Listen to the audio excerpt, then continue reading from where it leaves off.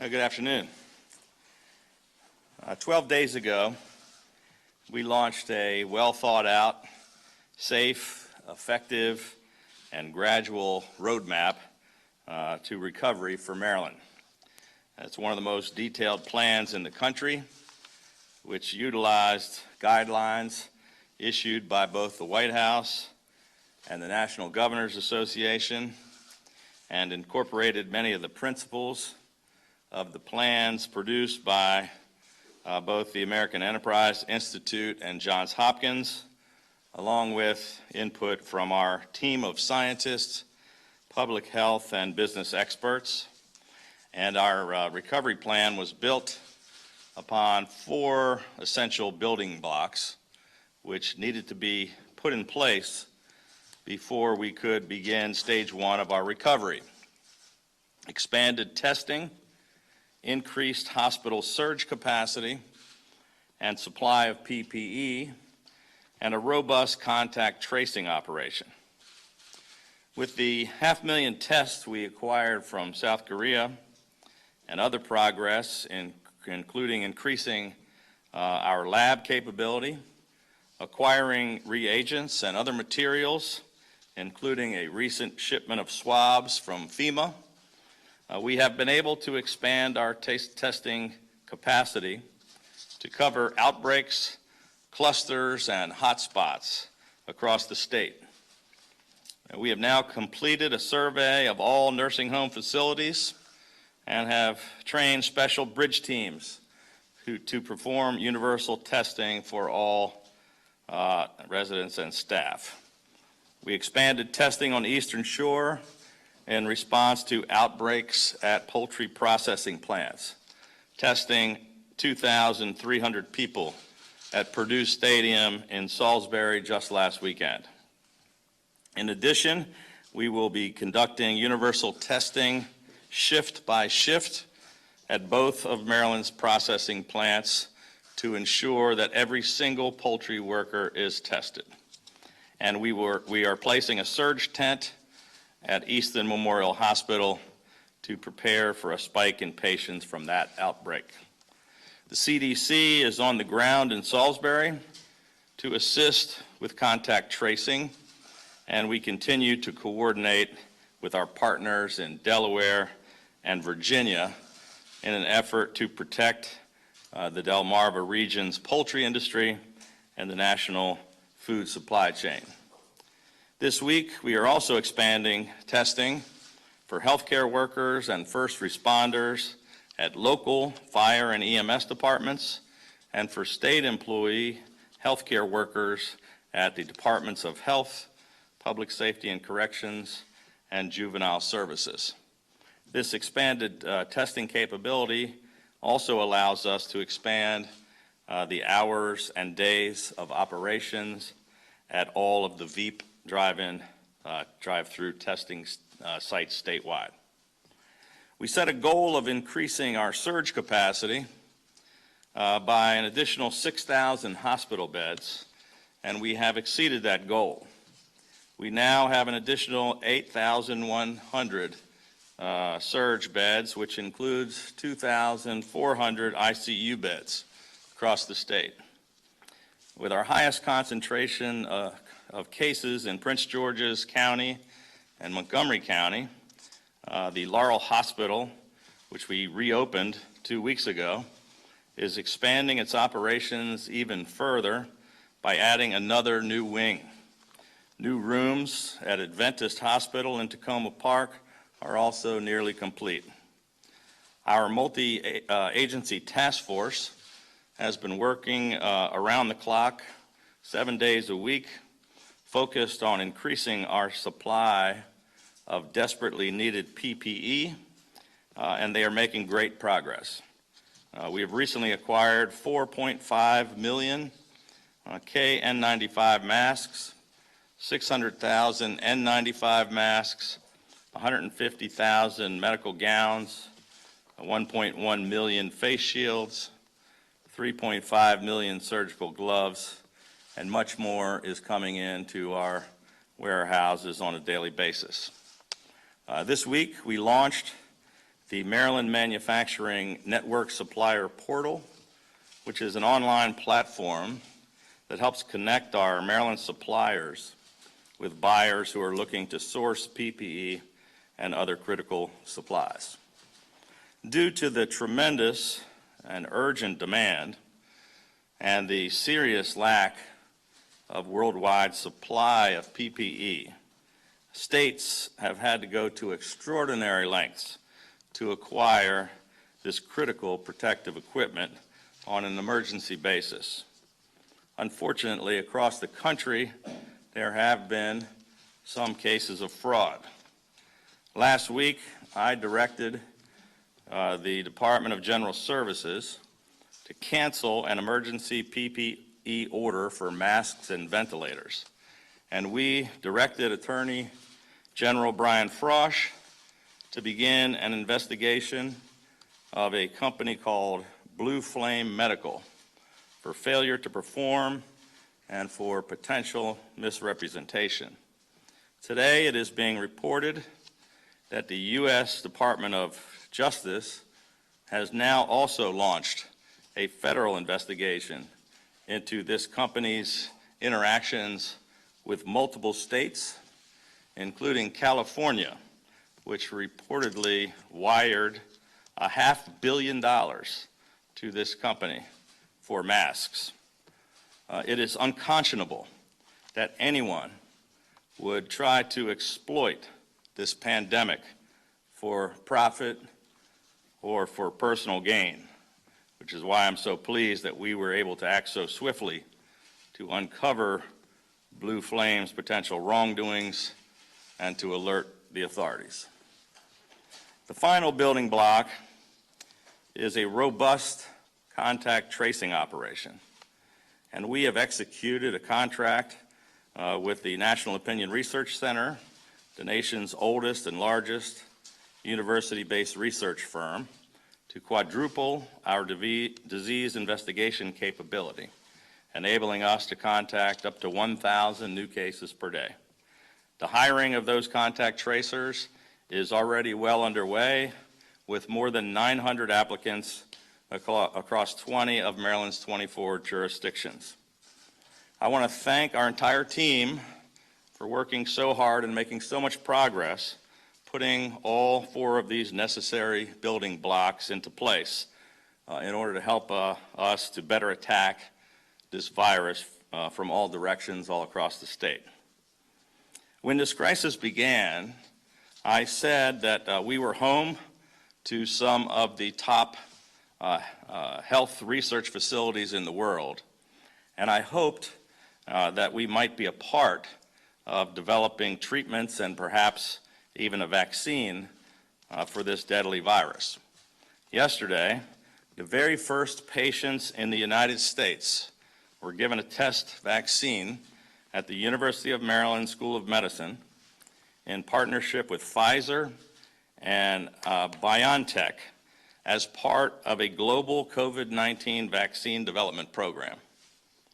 We're also pleased to announce that Gilead has donated 1,600 doses of remdesivir to the state of Maryland.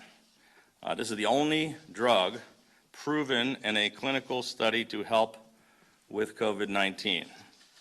We will be immediately deploying these initial doses to Prince George's and Montgomery counties, where we have the highest number of cases.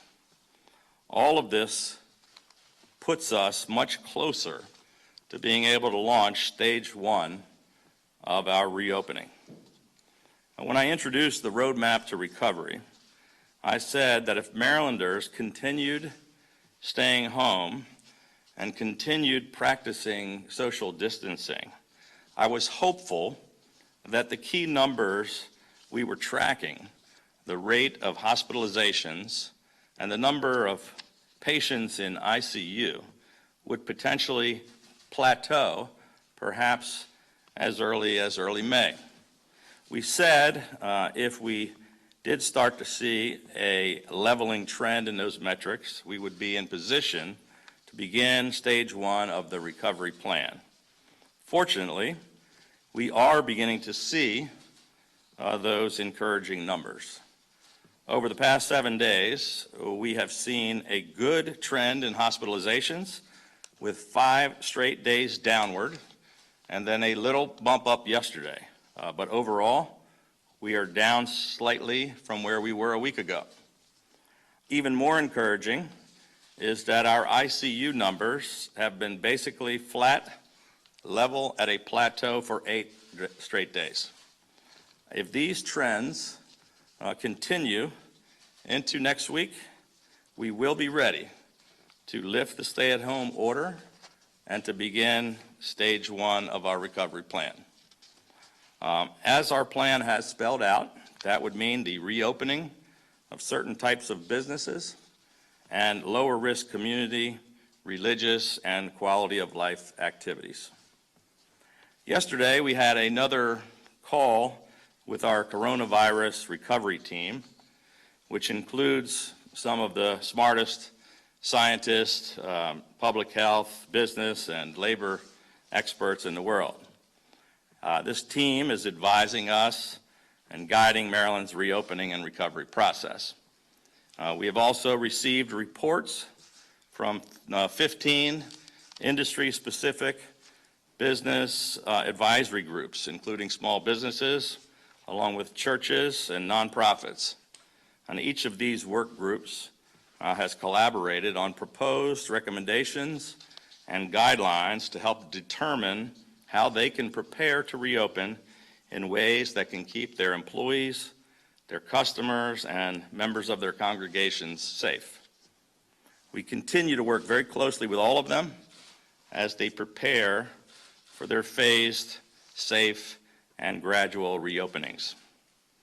Marylanders have made incredible sacrifices in recent weeks, and because of that, thousands of lives have been saved, and the numbers of infections are so much better than they would have been.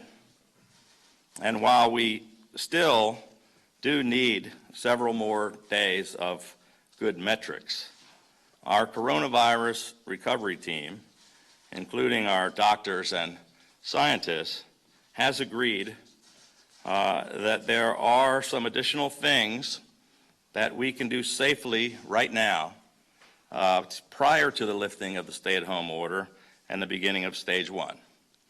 As long as Marylanders continue to take personal responsibility, continue to practice social distancing, and continue to follow the guidance from public health officials.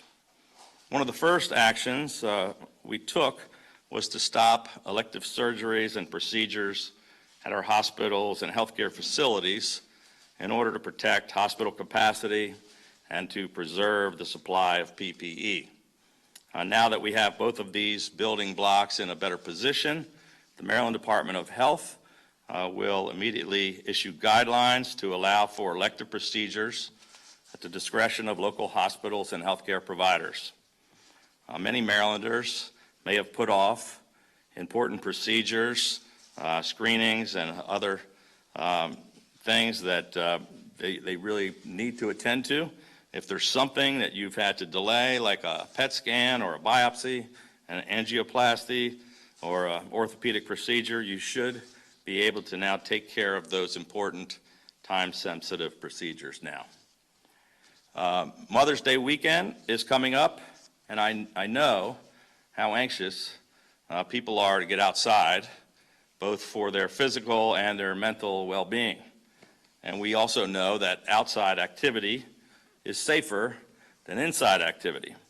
And after much discussion yesterday, all of our doctors and scientists are now in agreement that we are able to move forward with resuming some additional lower risk outdoor activities. So effective tomorrow at 7 a.m., the list of safe outdoor activities will be broadened to now include golf, tennis, boating, fishing, camping, and other activities.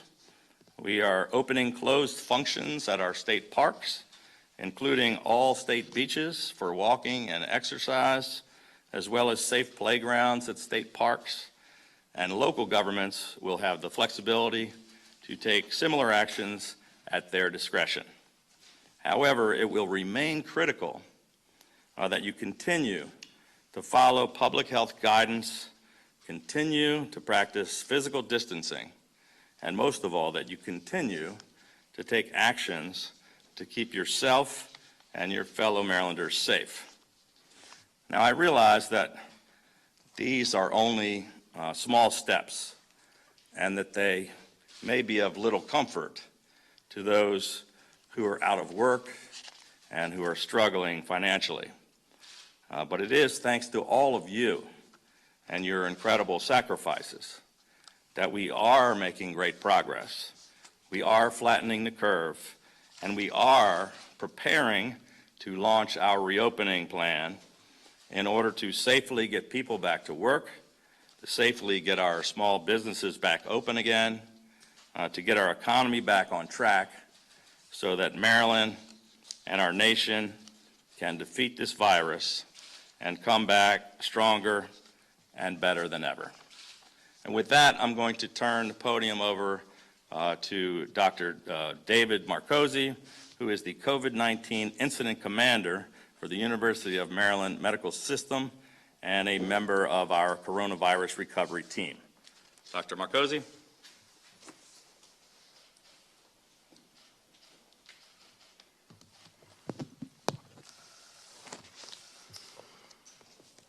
Good afternoon.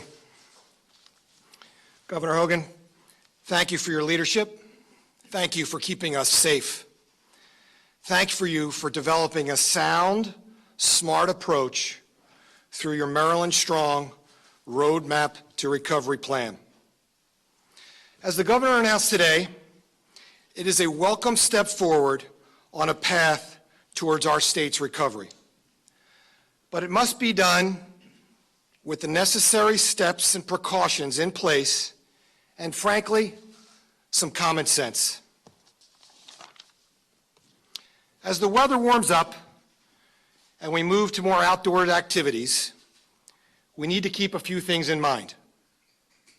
Number one, this virus is still with us, and we need to be sensitive to any concerns we might have with regard to spreading this virus amongst all of our citizens, particularly those who are more fragile. So therefore, we need to maintain physical distancing.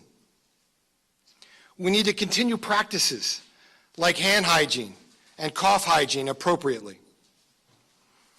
When we congregate, we need to congregate in small group sizes so that this virus doesn't have a chance to spread amongst us easily. If possible, please wear masks. It decreases the spread of the virus from me to you if I'm wearing a mask. And as I mentioned, it is important to protect those at high risk from this virus, whether indoors or outdoors. To continue to flatten the curve, we as Marylanders need to be consistently making the right choices for ourselves, for our friends, and our family. This is time to take care of ourselves, both physically and mentally. Let's make sure we do both. We can and we need to, and the opportunity exists in the healthcare system to do just that. I want to emphasize there's no reason to delay time-sensitive care, particularly for conditions that you're concerned about having an emergency.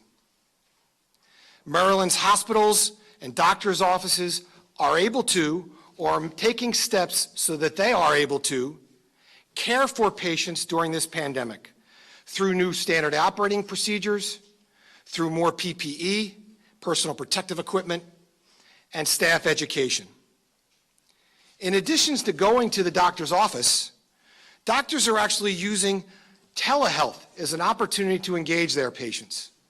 And you can actually see a patient for mental health concerns or physical concerns right now through your phone or your computer.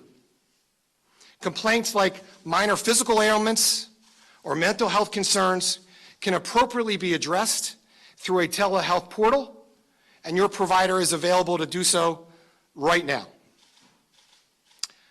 I want to make sure I give an opportunity to thank, during Nurses Week, all the nurses that are on the front lines of our healthcare system in our state.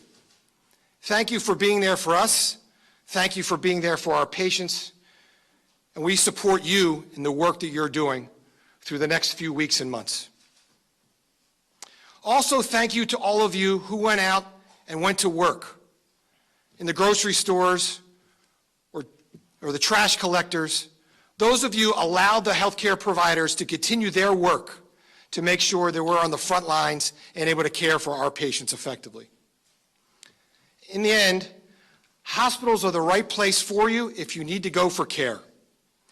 They have taken the necessary steps to make sure they're safe so that if you need help, you can get the care that you need. Again, Governor, thank you for taking the right steps. Thank you for making our state safe. Thank you for being cautious and being deliberative with the actions you're taking right now towards our recovery.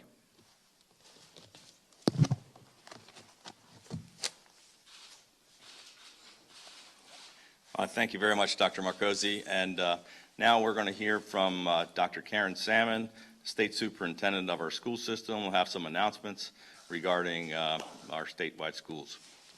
Dr. Salmon. Thank you, Governor. And again, it's a privilege to serve under your leadership.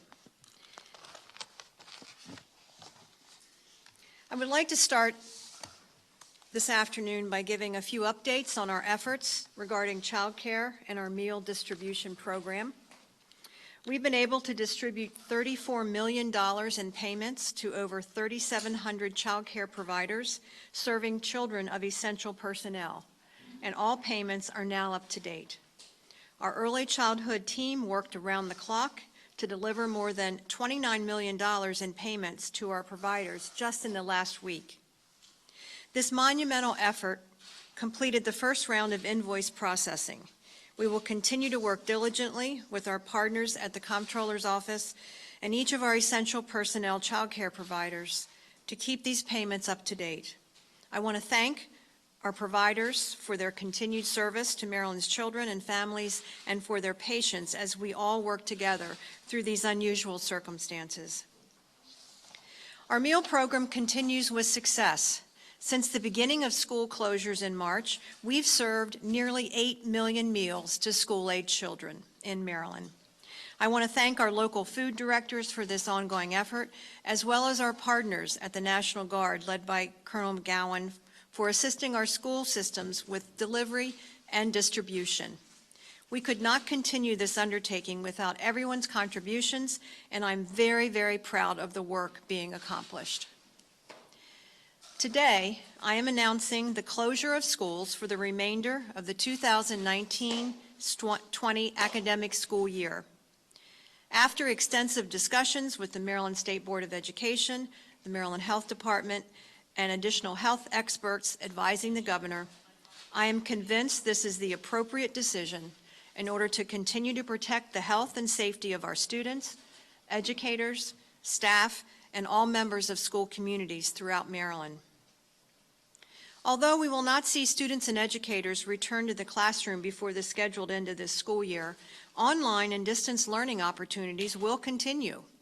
To guide school systems and school communities on a path forward, the State Department of Education is releasing a comprehensive plan for long-term recovery from the coronavirus pandemic. The Maryland Together Recovery Plan for Education was drafted in collaboration with the State Board, local school superintendents, and with input from a variety of stakeholders throughout our state. This document lays the groundwork for the coming months as we maintain and improve online learning opportunities and identifies methods for recovering any lost instruction time that has occurred as a result of COVID-19. The plan also establishes the foundation for school systems as they begin to consider how they will bring students and educators back into school buildings once they are able to in a safe way.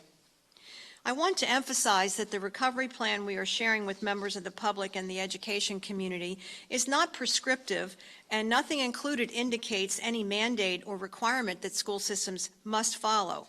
However, it outlines a set of options and considerations developed from best practices and available research across the country.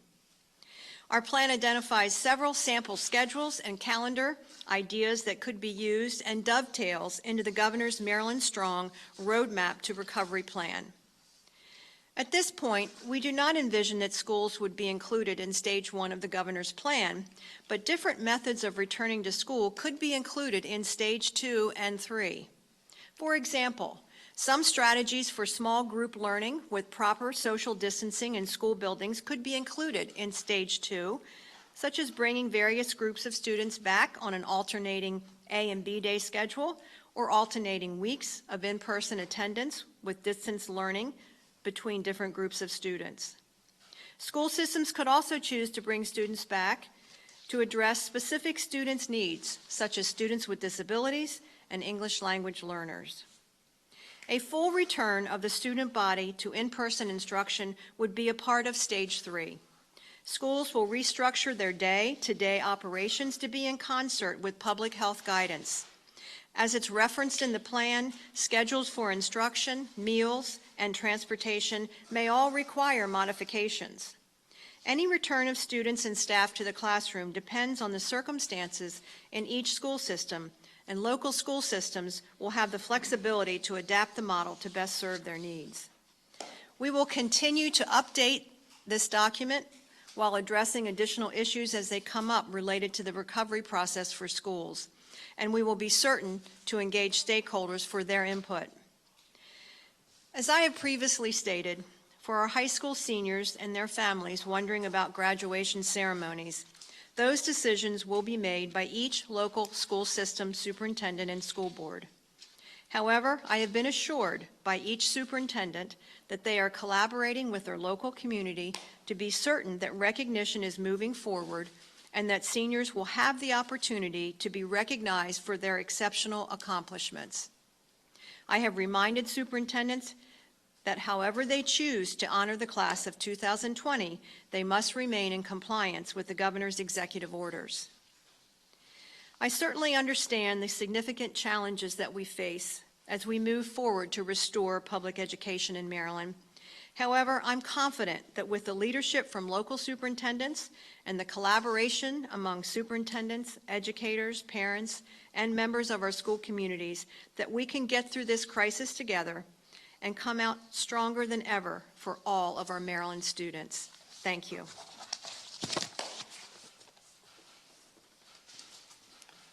Thank you, Dr. Salmon. And with that, we'll be happy to take a few questions. What about Tom, I think you had your hand up before Brad jumped in, but we'll get you next. Governor, one of our reporters has specifically been working on the unemployment issue, and she put up a Facebook post the other night, was flooded with hundreds of responses. What are your thoughts about what you're seeing with the unemployment site? Are you frustrated by any of that? And what direction have you given to your staff to fix that system so people can get their unemployment? So the unemployment site has been completely fixed for at least 10 days. There's been no wait, I think, since last Monday. So the news is a little late catching up.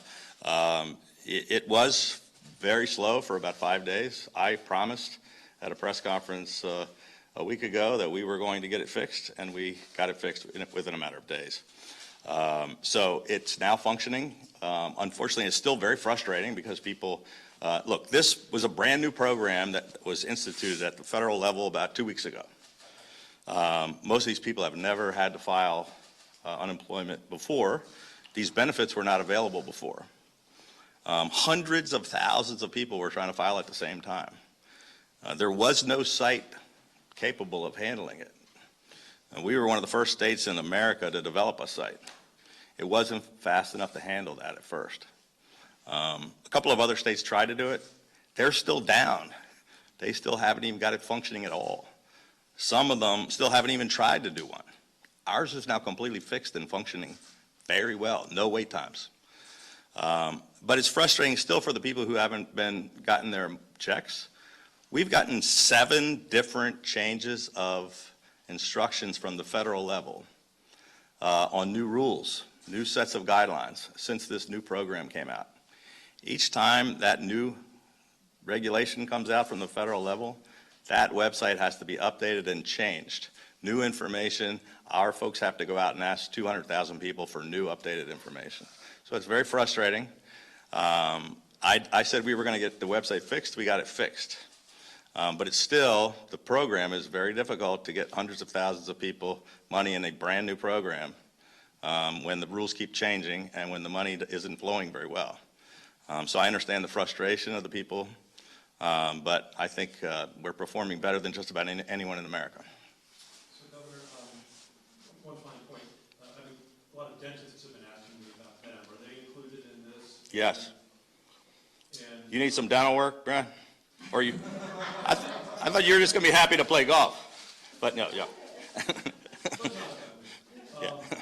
no, so dentists are included in the Yes. order for tomorrow. Yes. Okay. And if this trend continues, stage 1 will kick in. Is that what you're telling Marylanders as far as next week goes? Well, yeah, exactly. So 12 days ago, I said if the numbers continue to have these kinds of trends, for over a 2-week period, we would be ready to move into phase 1. We've now got a pretty good trend for 7 and 8 days. So we're going to take another look at that next week. I'm not committing to it because the numbers could spike back up and we say, sorry, we're not moving forward. But if the numbers continue to show these positive signs, we could be ready to move forward, which would be in the same time frame. My optimistic, hopeful from almost 2 weeks ago, we'll be there. We'll be ready. Okay, Hogan, with opening up more outdoor activities, Ocean City's opening up the beaches, are you concerned that antsy people might cause crowds that would be a concern for public safety? And is the state prepared to enforce rules to make sure that doesn't happen? We are concerned. That's why I said 2 or 3 times, and Dr. Marcosi said, all of this is predicated on people taking personal responsibility, on following the public health guidelines, on maintaining social distancing. We're still encouraging people to, whenever possible, to wear masks, to avoid crowds of more than 10 people together, congregating together, staying 6 feet apart. But whenever you have more people outside doing more things, we run the risk of people not listening to that kind of advice. But Ocean City made their own decision about opening up. We've opened up the beaches. We're encouraging people to walk on the beach and walk on the boardwalks, but crowds of people all congregating together and going about their normal way that they would go, we're not quite ready for that, I don't think. Governor, how much has the state spent on PPE during this emergency? I understand it's a large amount, and can you explain how having to do that to respond to an emergency makes the state susceptible to what happened apparently with this company? Yeah, we don't even have a total yet. It's hundreds of millions of dollars, and we've never been faced with this kind of a thing before where the state is not normally in the business of needing to immediately buy instantaneously supplies for hospitals that they don't have, that aren't available anywhere in America or around the world, and buy ventilators and masks and gowns. And we don't do this on a normal basis. But if we didn't find them, people were going to die.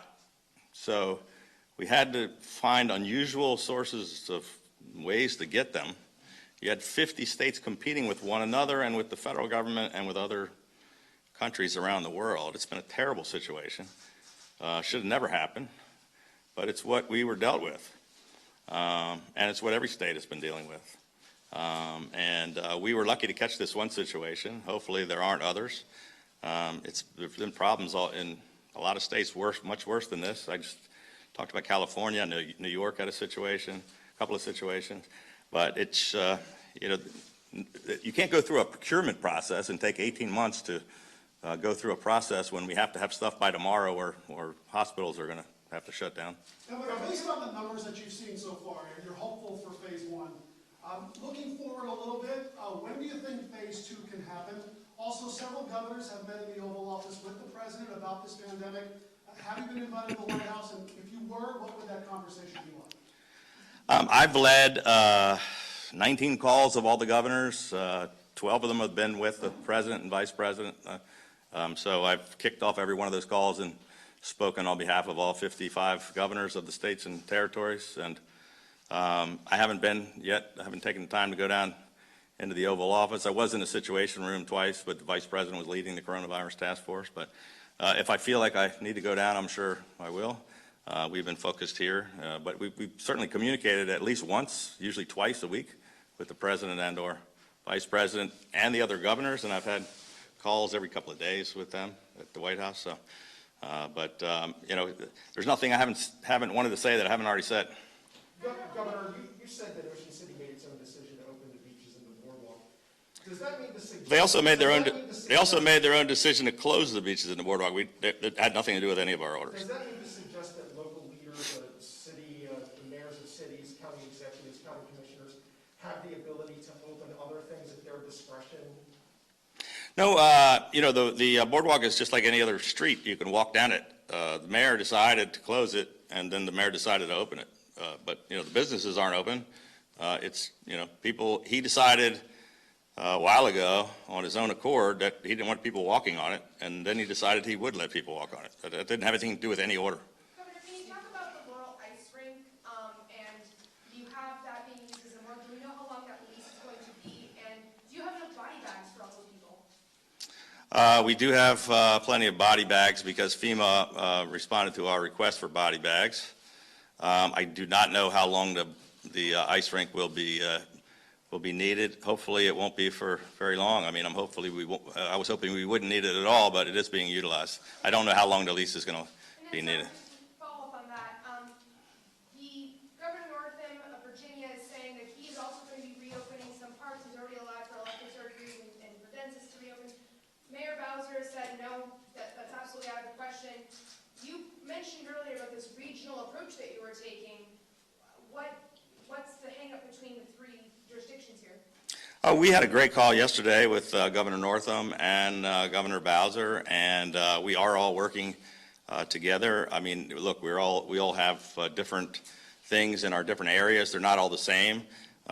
Mayor Bowser, for example, doesn't have any rural areas as part of D.C., whereas Governor Northam and I both do. But we have had great cooperation. We had a very good discussion, productive discussion yesterday. But there's little differences about the timing of when we closed things or what orders we took. For example, Governor Northam, all of his beaches remained open for walking and swimming, but they had certain other restrictions. We never were completely in sync. And I think he's going to do things on a regional basis where I think Northern Virginia is going to remain closed, but rural places might open. I mean, people are just making independent decisions, but we're working very cooperatively. We had a great talk about federal workers and Metro and the metropolitan area and how we're impacted and hospitals. When we look at the new unemployment numbers that come tomorrow, and our state is looking at 500,000 jobs lost so far, does your administration, can you share with us what sectors have been hardest hit? What percentage of these jobs you know are never coming back? Which ones are people just kind of waiting for phase one to reopen? Can you give us an idea of the economic hit? It's really devastating. It's hard I don't think anybody has an exact answer to when all the jobs are coming back. I mean, if today we opened every business, we're not sure how many of those businesses are still, are people going to start attending all of the things they used to do. The federal government doesn't have answers to this. None of my colleague governors have the answers to that. I know, about the hospitality industry and things like sports and large venues and, movie theaters and large restaurants. Are people going to go? That's the question. And some of these sectors are hurt worse than others. Are people going to attend conventions? And are people going to go places where they normally would go with thousands of people? Some industries might not ever come back. Some things might evolve and have to do things differently. But there's certainly some have been hit worse than others.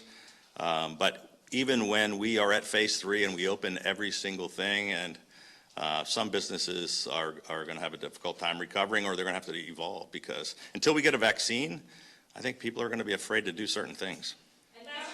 Last question. Governor, you announced universal testing at nursing homes.